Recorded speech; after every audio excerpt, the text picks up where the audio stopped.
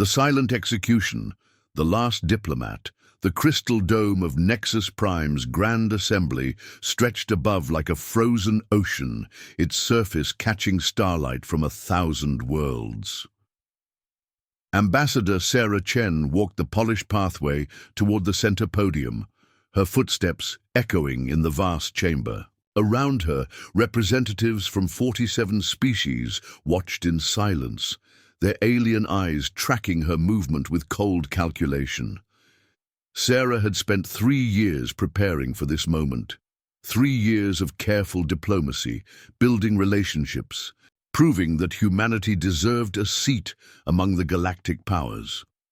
Her dark hair was pulled back in a simple style, her blue diplomatic uniform bearing no weapons, no symbols of aggression.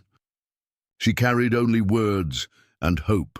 The Nexari Chancellor, a towering figure with silver scales and 4 arms, gestured for silence.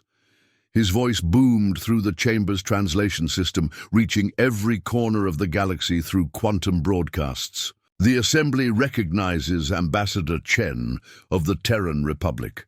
Sarah stepped to the podium, feeling the weight of billions watching. On Earth, families gathered around screens. On lunar base, soldiers held their breath. On the outer colonies, miners stopped their work to listen. This was humanity's moment to join the galactic community as equals. "Honored representatives," Sarah began, her voice steady and clear, "I come before you not as a conqueror, but as a neighbor. Humanity seeks partnership, not dominance. We offer our technology, our resources, and our commitment to galactic peace." The words she had practiced 1,000 times flowed naturally. She spoke of trade agreements, scientific collaboration, and shared defense against the void pirates that plagued the outer systems. Behind her, holographic displays showed Earth's contributions to galactic medicine, their innovations in faster-than-light communication, their peaceful exploration of uncharted systems. But something was wrong. The alien faces remained unchanged, carved from stone. The Zephyrian delegates' tentacles twitched with what Sarah had learned to recognize as amusement. The insectoid Kresh clicked their mandibles in a rhythm that meant anticipation. Chancellor Vex raised one of his 4 hands. "Ambassador Chen, this assembly has received disturbing reports about human activities in the Outer Rim territories." Sarah's heart skipped. "What reports, Chancellor?" "All human operations comply with galactic law. Evidence suggests otherwise." Vex's golden eyes fixed on her like targeting lasers. "You stand accused of unauthorized terraforming in protected systems, illegal mining operations, and conspiracy to undermine galactic authority." The chamber erupted in whispers and alien sounds of discussion.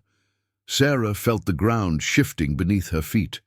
"Chancellor, these accusations are baseless. I demand to see this evidence and request formal mediation." "Procedures. The evidence is classified," Vex replied smoothly.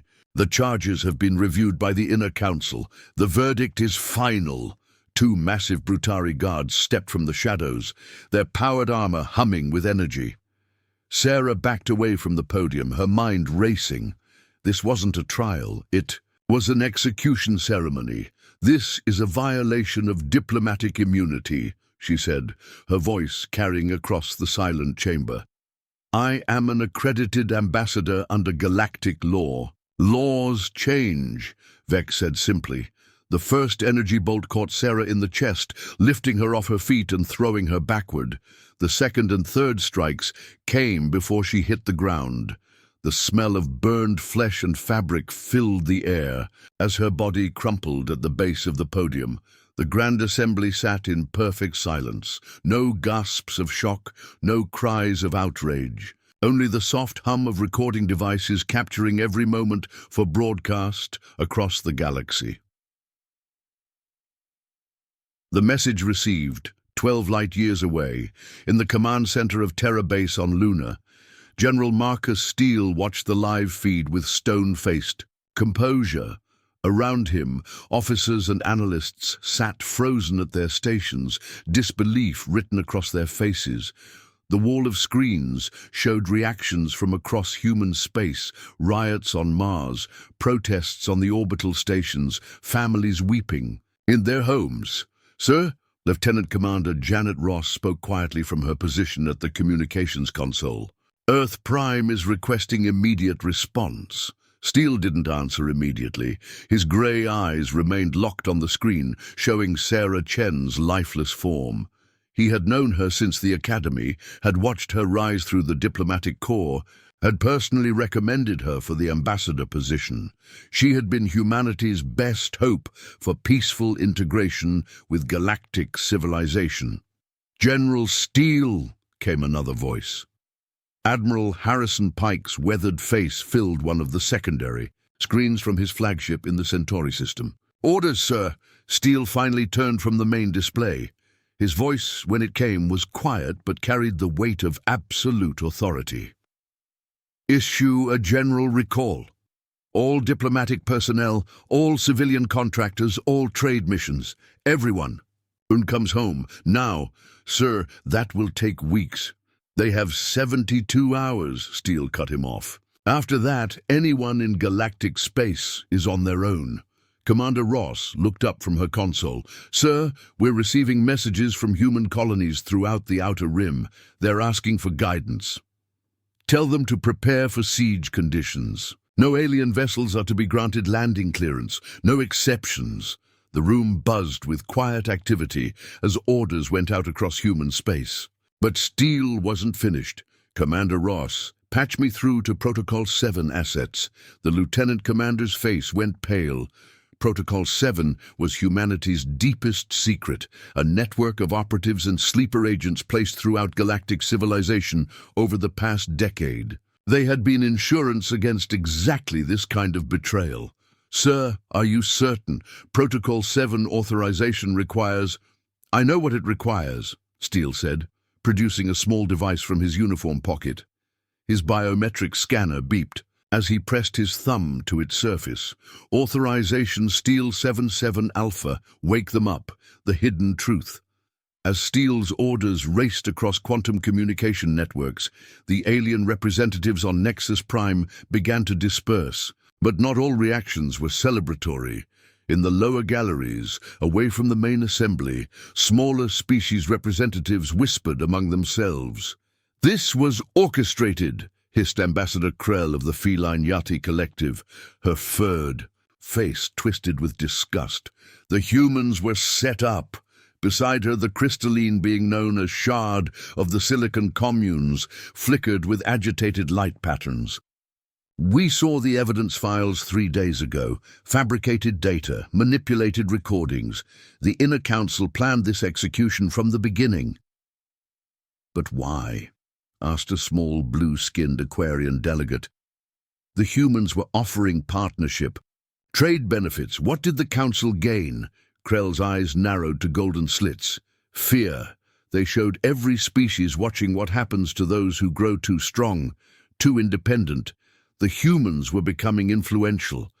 Other species were starting to listen to them instead of following Council directives without question." Shard's crystalline form pulsed with angry red light. "And now they have made the greatest mistake in galactic history. They have given humanity nothing left to lose." The trio fell silent as a squad of Council security forces marched past, their weapons gleaming under the dome's artificial light.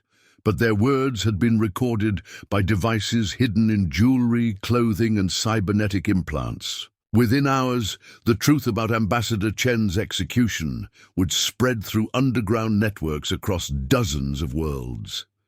The awakening in a cargo warehouse on the trade world of Kepler Station, a human freighter pilot named Jake Morrison received an encrypted message while loading supplies. The message contained only numbers and letters that meant nothing to casual observers, but Jake's trained eye recognized the activation codes immediately. He set down his cargo scanner and walked calmly to his ship's communication console. His fingers moved across the keys with practiced precision, sending acknowledgement signals to hidden receivers across the galaxy. On the mining world of Titan's Rest, Dr. Elizabeth Warren, officially a xenobiologist studying crystalline formations, received similar codes. She closed her research station and began accessing computer systems she had spent 2 years infiltrating. In the diplomatic quarter of Vega Prime, cultural attaché David Kim deleted his cover identity and activated equipment hidden in the walls of his apartment. His fingers danced across holographic interfaces as he began uploading viruses into the planet's communication network. Across 47 star systems, 73 Protocol 7 operatives received their activation signals. They were soldiers without uniforms, scientists without laboratories, diplomats without immunity. They had waited in the shadows for years, building relationships, gaining trust, studying weaknesses. Now they had their orders: bring down galactic civilization from within. The first strike. The attacks began within hours, but they weren't what anyone expected. No explosions, no invasions, no dramatic battles. Instead, critical systems simply began to fail. On Nexus Prime, the planetary communication grid experienced cascading failures. Messages were misdirected, financial transactions, corrupted shipping manifests scrambled. What appeared to be random system glitches were actually precisely targeted strikes designed to create chaos without obvious sabotage. The Zephyrian homeworld's weather control satellites began producing conflicting data, sending storm systems into populated areas while leaving agricultural regions in drought. Investigation teams found no evidence of tampering. The systems were simply developing natural faults at remarkably coincidental times. Trade routes throughout the core worlds experienced navigation anomalies. Merchant vessels found themselves arriving at wrong destinations. Cargo ships delivered goods to the wrong planets. Passenger liners discovered their schedules had been mysteriously altered. The galactic economy, built on precise timing and reliable logistics, began to buckle under the weight of accumulated accidents. The Council's response: in the inner council chambers, Chancellor Vex convened an emergency session. The 7 most powerful species in the galaxy gathered around the quantum-linked conference table, their representatives' faces showing various degrees of concern and anger. "The human situation is spiraling beyond our projections," reported Intelligence Director Zorax, a cybernetic being whose mechanical voice carried no emotion. "System failures are occurring at statistically impossible rates. Our analysts believe this is coordinated sabotage." "Impossible," snarled War Minister Brutok of the Hammer Clans, his massive form bristling with barely contained aggression. "We eliminated their diplomatic capabilities. Their military forces are contained within their home systems. How could they be conducting operations across galactic space? Unless," Vex said slowly, "they were already here." The chamber fell silent as the implications sank in. For years, while humanity had played the role of eager newcomers seeking galactic acceptance, they had been positioning assets throughout alien space. The assassination of Ambassador Chen hadn't ended human influence. It had unleashed it. "Recommendation?" Vex asked. Zorax's optical sensors flickered. "Full military mobilization, systematic identification and elimination of human assets. Complete quarantine of Terran systems, and if we cannot identify their operatives, then we eliminate all suspects." The vote was unanimous. The galactic war against humanity had officially begun. But in the shadows between the stars, Protocol 7 operatives continued their work. They had spent years learning alien weaknesses, studying galactic infrastructure, building trust with oppressed species who had suffered under Council rule. Ambassador Sarah Chen's death had been meant to show the galaxy what happened to those who challenged the established order. Instead, it had awakened something that the Council had never faced before: humanity with nothing left to lose and everything to fight for. The annihilation was just beginning. The Invisible War, the network unleashed. 3 days after Ambassador Jen's execution, the Galactic Communication Network experienced its first total blackout in over 2 centuries. From the core worlds to the outer rim, quantum relays fell silent, leaving entire star systems isolated from the greater galaxy. On Terra Base, General Steele stood before a holographic map of galactic space, watching red indicators spread like a virus across known space. Each light represented a successful Protocol 7 operation, not destruction, but disruption. His operatives weren't just attacking systems, they were turning galactic infrastructure against itself. Status report. Steele commanded. Lieutenant Commander Ross consulted her datapad. 17 major trade routes disrupted. The Nexari financial networks are in chaos. Our people inserted code that's redistributing their wealth to previously oppressed species. Zephyrian military communications are broadcasting their battle plans on public frequencies. Colonel Sarah Martinez, Steele's intelligence chief, stepped forward with additional updates. Sir, our agents report growing unrest on 43 worlds. Species that have been under Council dominance for centuries are beginning to question their rulers. Steele nodded grimly. And our people, all civilian personnel, have been successfully evacuated from galactic space. Total losses, 0. Good. Phase 2 begins now. The Whisper Campaign. In the depths of Kepler Station's commercial district, Jake Morrison had transformed from a simple freighter pilot into something far more dangerous. His cargo bay now housed sophisticated communication equipment capable of broadcasting across multiple star systems simultaneously. His message was simple but effective, transmitted in dozens of alien languages. The Council killed an unarmed diplomat to maintain their power. How many of your people have they silenced? How many of your worlds have they stripped bare? The humans offer alliance, not conquest. Choose freedom. The broadcasts were untraceable, bouncing through relay stations that Jake had spent months compromising. But more importantly, they carried video evidence, recordings of council meetings where representatives discussed keeping lesser species in line, financial records showing wealth extracted from conquered worlds, military reports detailing suppression of independence movements.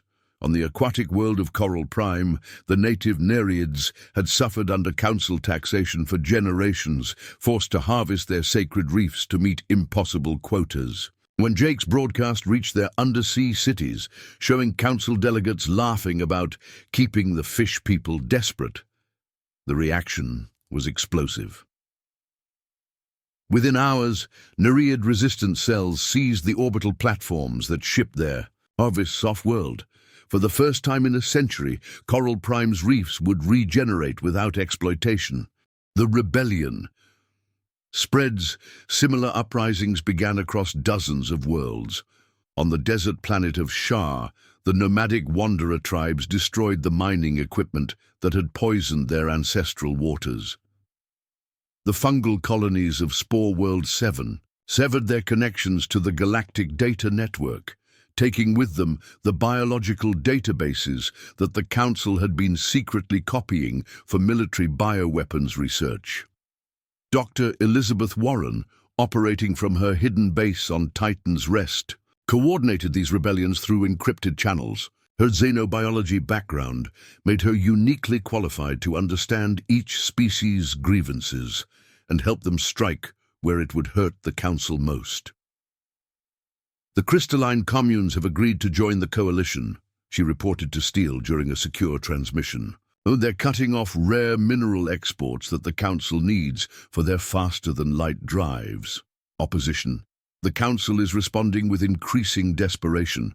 They've declared martial law on 12 worlds and are conducting mass arrests of suspected human sympathizers. Steele's expression hardened. Then it's time they learned what real warfare looks like. The Council's panic in the emergency session chamber on Nexus Prime. The Inner Council faced their greatest crisis in millennia. Chancellor Vex's silver scales had dulled with stress, as he reviewed reports of system failures, economic collapse, and open rebellion across Council space. "The situation is deteriorating rapidly," Intelligence Director Zorax reported, his mechanical voice betraying none of the panic that organic beings would feel. "Human operatives have infiltrated our infrastructure at every level. Conservative estimates suggest they have been positioning assets for at least 5 years. War Minister Brutok slammed his massive fist on the conference table. "Then we crush them. Deploy the Hammer Fleet to Earth. Turn their homeworld into glass." "With what ships?" Trade Minister Silex interjected, her serpentine form coiled with agitation. "Half our fleets are stranded without navigation systems. The others are dealing with rebellions on their homeworlds." Director Zorax projected a tactical display showing the true scope of the crisis. Red zones indicated systems in open revolt, yellow showed areas of civil unrest, and green marked the few remaining stable regions under firm council control. Green was becoming scarce. "We underestimated them," Vex admitted quietly. "We saw humans as young, primitive, eager to please. We never considered they might be playing a longer game." "What do you recommend?" asked Minister Corax of the Void. Walker's, her ethereal form flickering with nervous energy. "Negotiation," Vex said, the word tasting bitter in his mouth. "We offer the humans what they originally wanted: full membership, trade rights, equal representation." The chamber erupted in outraged voices and alien curses. But underneath the noise was a growing realization. They were losing a war they hadn't even known they were fighting. The hidden hand David Kim had been the perfect cultural attaché on Vega Prime for 3 years, attending social functions, writing academic papers on human-alien cultural exchange, and maintaining an apartment in the diplomatic quarter. His neighbors knew him as a quiet scholar who collected ancient art and played classical music late into the night. They had no idea that his collection of art contained surveillance equipment monitoring every major government building on the planet, or that his classical music sessions were cover for coordinating sabotage operations across the Vega system. When the Council declared martial law, David activated his final protocol. The apartment's walls came alive with hidden displays. As he accessed command codes, he had stolen over years of careful social engineering. His fingers moved across holographic interfaces, uploading instructions to sleeper programs hidden throughout Vega Prime's infrastructure. Traffic control systems began routing Council security forces to false emergencies. Power grids experienced rolling blackouts in government districts while civilian areas remained fully lit. Communication networks prioritized civilian traffic over military frequencies, making coordination impossible for occupying forces. But most importantly, David activated the Revelation Protocol. Every screen on Vega Prime, from personal communicators to massive public displays, began broadcasting evidence of Council corruption. Financial records showing planets stripped of resources, scientific data proving the Council had suppressed, beneficial technologies to maintain control, military orders authorizing genocide against species that resisted domination. As dawn broke over Vega Prime's capital city, crowds gathered in the streets. Not human crowds, alien citizens who had lived under Council rule their entire lives, finally seeing the truth about their oppressors. The alliance forms on.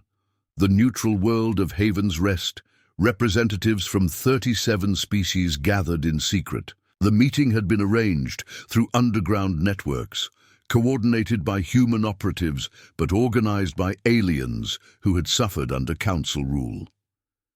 Ambassador Krell of the Yathi Collective served as the primary spokesperson. Her golden eyes blazed with determination as she addressed the mixed crowd of beings. "The humans have shown us something we thought impossible, that the Council can be resisted." Shard of the Silicon Communes pulsed with agreement. Their sacrifice of Ambassador Chen was meant to terrify us into submission. Instead, it has awakened us to possibilities we never considered. A massive Ursine delegate from the Bear Clan stood slowly. "My people have mined asteroids for the Council for 2 centuries. We gave them our strongest children as slaves and called it tribute. The humans offer us partnership instead of exploitation." The gathering murmured agreement in dozens of languages and communication methods.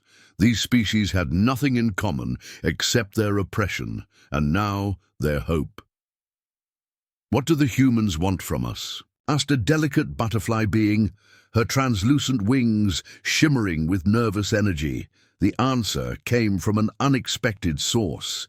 Jake Morrison stepped from the shadows where he had been observing, his human appearance causing a stir among the delegates. "We want what we've always wanted," he said simply, "to be left alone to live our lives in peace. But since the Council won't allow that, we're willing to help you take back your freedom. The choice is yours." The price of war. As the rebellion spread, the Council's response grew increasingly desperate. Orbital bombardments targeted civilian populations suspected of harboring human sympathizers. Entire species faced extinction rather than submission to increasingly brutal occupation forces. On Earth, the images of alien civilians being slaughtered reached every household. The footage of Nerid children dying in poisoned waters, of crystalline communes being shattered by kinetic weapons, of peaceful protesters being vaporized by Council war machines. General Steele stood in the Parliament chambers on Earth, addressing the assembled representatives of humanity's colonies and nations. His uniform was crisp, his bearing military perfect, but his eyes held the weight of terrible decisions. "Ladies and gentlemen," he began, "we find ourselves at a crossroads. The Galactic Council has chosen genocide over negotiation. They are systematically exterminating species that dare to resist their authority." The chamber was silent, filled with men and women who had sent their children to the stars seeking peace and prosperity. Now those same stars were burning with the fires of war. "I ask for your authorization to deploy humanity's full military capabilities in defense of our allies. This means revealing technologies we have kept secret, unleashing weapons we hoped never to use. It means abandoning any pretense of seeking peaceful coexistence with the Council." President Sarah Walsh of the Colonial Union stood first. "General Steele, you have our complete authorization. End this war." The vote was unanimous. BT. Revelation. In the deepest vaults beneath Lunar Base, sealed doors opened for the first time in decades. Military engineers awakened systems that had been theoretical when Ambassador Chen made her final journey to Nexus Prime. Weapons designed not for conquest, but for annihilation, held in reserve against the darkest possibilities. Humanity had prepared for many scenarios in their expansion to the stars. They had built exploration ships, terraforming equipment, communication networks, and diplomatic protocols. But they had also built other things, darker things, kept secret not from shame, but from hope that they would never be needed. The Galactic Council was about to learn why a species capable of reaching the stars was also capable of ending civilizations, as fleets began moving through hyperspace toward their targets, carrying weapons that could crack planets and technologies that made the Council's best ships obsolete. One message went out across all frequencies. Ambassador Sarah Chen was a diplomat, not a soldier. She came in peace and died in betrayal. Her death was supposed to silence Earth's voice in galactic affairs. Instead, it has awakened something the galaxy has never faced. Humanity, with nothing left to lose and the tools to remake the stars themselves. The annihilation had moved beyond sabotage and rebellion. Now it would be measured in solar systems and written in the fundamental forces of the universe itself. The Council had killed Earth's ambassador.